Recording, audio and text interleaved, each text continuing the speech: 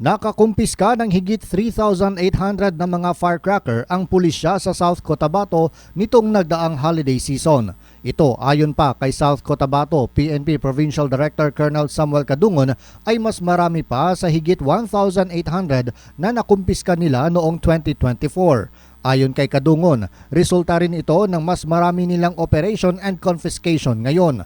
Sinabi ito ni Kadungon nang pangunahan kahapon sa Coronadal ang ceremonial burning ng mga illegal na paputok. Ang mga ito ayon pa sa nasabing police official ay nagkakahalaga ng higit 68,000 pesos. Ayon pa kay Kadungon, palalakasin ng PNP ang kanilang intelligence monitoring sa mga illegal na paputok.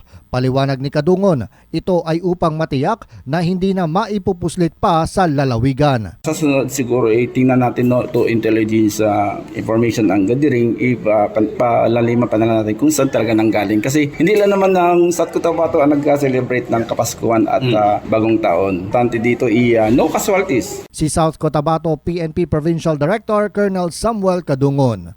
John Shinosa, NDBC, Bida Balita.